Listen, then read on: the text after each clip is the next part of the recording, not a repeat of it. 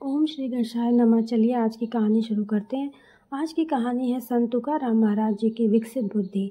बाल मित्रों, साधना करने से अपनी बुद्धि का विकास होता है, अर्थात पंच ज्ञानेंद्रियां, मन और बुद्धि के परे जो संवेदनाएं होती हैं उनका ज्ञान हमें होने लगता है।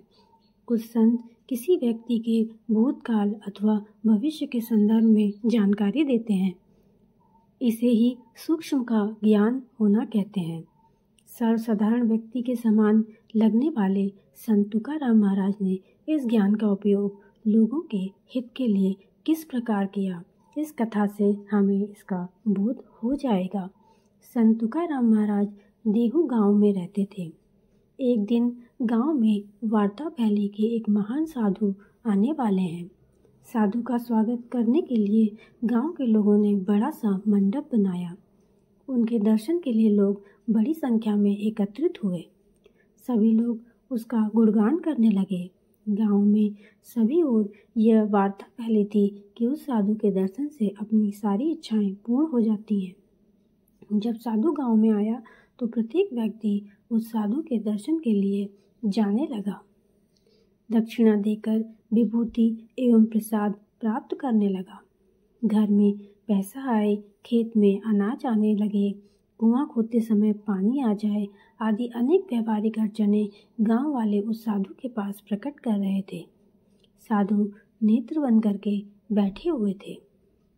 आने वाले लोग उनके चरणों पर माथा रखकर अपना व्यर्थ प्रलाप सुना रहे थे। सुनकर साधु उन्हें विभूति लगाता था। इसके लिए लोगों को उसे दक्षिणा देनी पड़ती थी।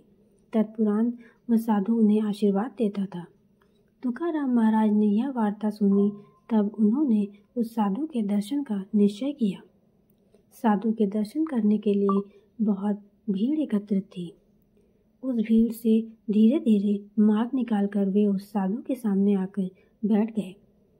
साधु नेत्र बंद कर शांत बैठा था। आधा एक घंटा होने पर भी उसने अपने नेत्र नहीं खोले। साधु के नेत्र खोलने तथा उसकी दिव्य दृष्टि के लिए लोग उत्कंठा से प्रतीक्षा कर रहे थे। संत तुकाराम जी साधु के स्वभाव से पूर्णतः परिचित थे। कुछ समय उपरांत साधु ने नेत्र खोले तथा संत तुकाराम महाराज को सामने बैठा देखकर उनसे प्रश्न किया कि आप कब आए?